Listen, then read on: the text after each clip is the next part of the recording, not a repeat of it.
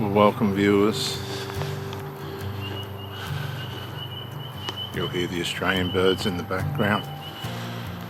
Many of you have to realise that when the relationship starts to interfere with your mind, serious accidents can happen. I can tell you by experience that I had a marriage relationship with a woman for 3 years. Hear the beautiful Australian native birds. And we decided to do the right thing and get married. Marriage you don't take lightly.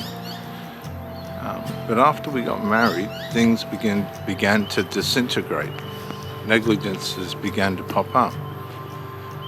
And one of the things that comes to mind to me is little signals was when she'd cook dinner, and she was a pretty good cook, she'd always want the accolades for doing it.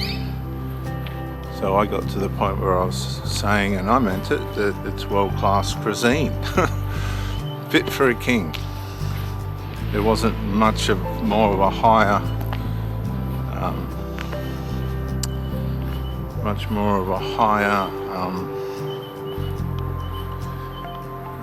accolade than that, but it never seemed to be enough.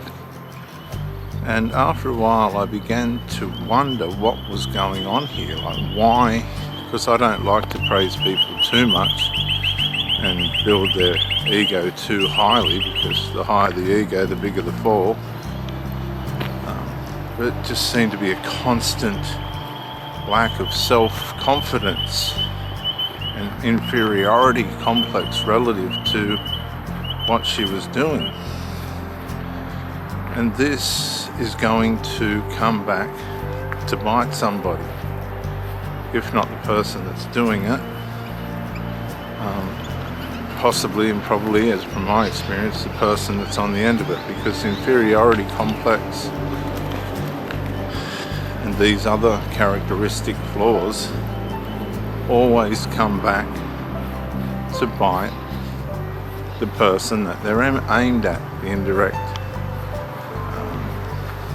accusations and things are aimed at.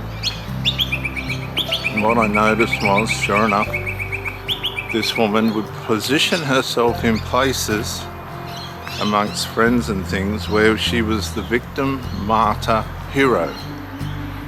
That kind of complexity. She'd start with presenting herself as a victim. By consequence of being a victim, that would make her a martyr. And of course, with this complex, being a martyr makes you a hero.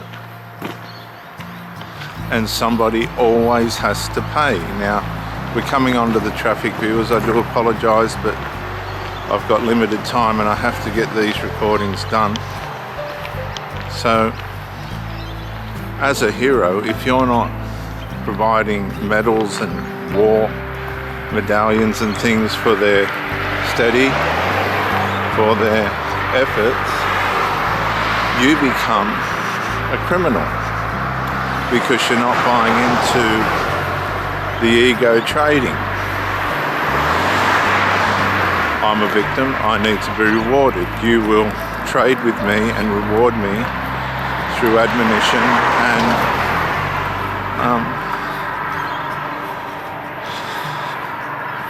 other verbal recommendations and exhilarations.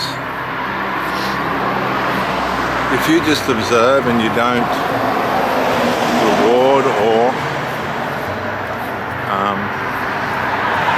stroke this person's ego in the game, and I believe it's a big game, you've got to play the game.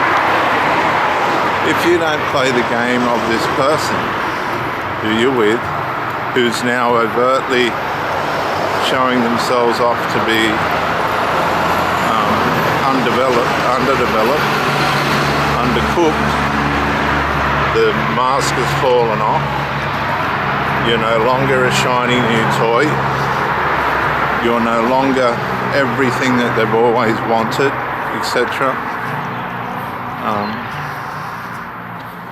You become now the target for abuse. This is just how it works. You become the target of their psychological abuse, and it will manifest into other forms of abuse, financial, backstabbing, backbiting, complaining, lack of performance, the performance drops, things that were supposed to be enjoyable that they know you like, they spoil. You'll see a rise in alcohol or drug intakes. They'll start to disappear towards their children. Not that being with their children's wrong. I encourage these women to have great relationships with their children, but they begin to use their children as a shield, to shield themselves away from you. And you become an obstacle rather than a partner. You'll find big voids in their emotional and physical presence. They'll begin to make excuses for why they're not there. And you'll notice that they spend time and interest on things that do not develop them or the relationship. And this will start to cause alarm. Now, one or two things will happen. The first thing is you'll possibly challenge the situation and be aware that things just aren't quite adding up. You'll be able to make some decisions based on that and possibly have some talks, and they'll go along with what you're saying, but they won't change anything. They'll try and condition you to this dysfunctional way in which they're having the relationship, the dysfunctional way in which they're now presenting themselves and participating in the relationship with you, which you have entered into.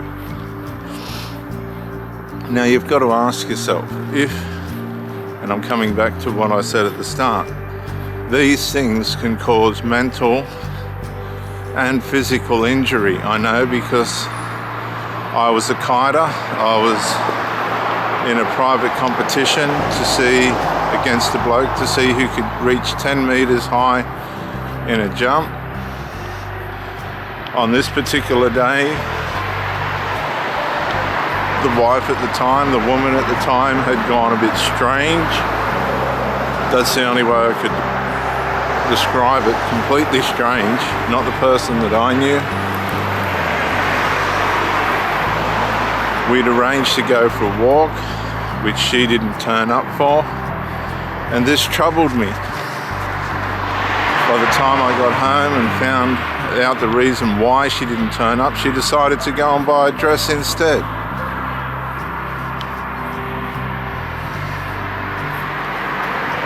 To me, that was puzzling, confusing, and caused tremendous anxiety by way of the fact that she just didn't follow through with what she said, and I'd seen this behaviour before, so I was alarmed. No. Thank you. I was deeply alarmed.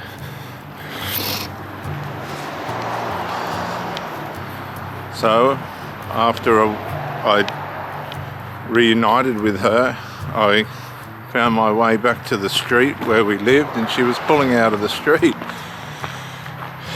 And I've said to her, "Where were you? What were you doing?"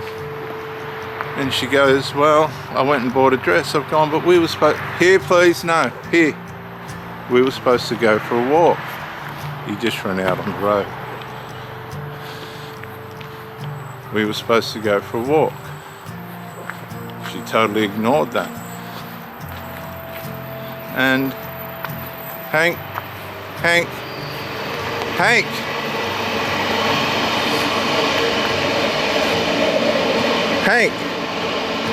hang on, he's going to have a smack. Hank,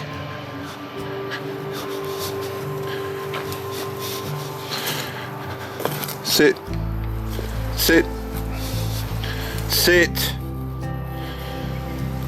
Listen to what you're told. Come on. Now you'll listen again.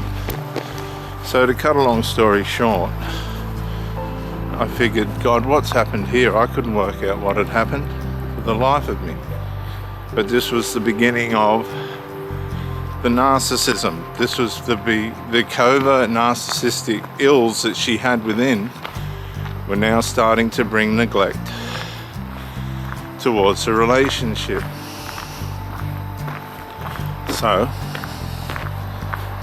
I decided to go kiting and do some jump practice. And I got through all that, and I come in and I was about to pack down, and the kite got caught in a gust of wind. Split second. This is what I mean. My mind was distracted by the playing up of this person.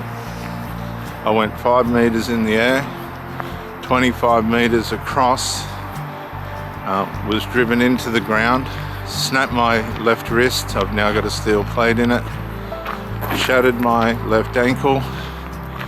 I suffer terribly with that every day, and it changed my ability to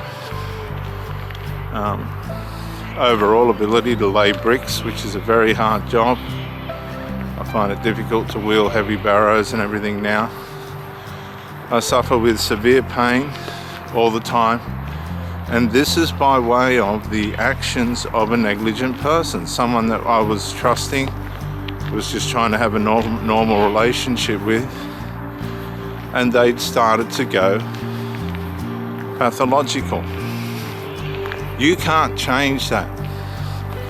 There's nothing you can do to change that, and you have to pick up the signs, understand what's going on, admit that you're with somebody that's gone into an overt state of sinfulness or narcissism or borderline or whatever other personality trait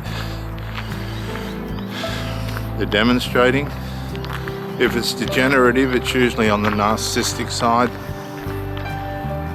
and you have to back out as quickly as you can, because it's not going to go well, it's not going to end well, and you could even be more than maimed. You could die. I could have died, because the way in which it affected my mind affected my sensorial senses to body coordination, and I had a professional sporting accident that I will suffer with for the rest of my life. So don't take it as a joke, take it seriously. If you're being covertly or overtly abused, leave the relationship.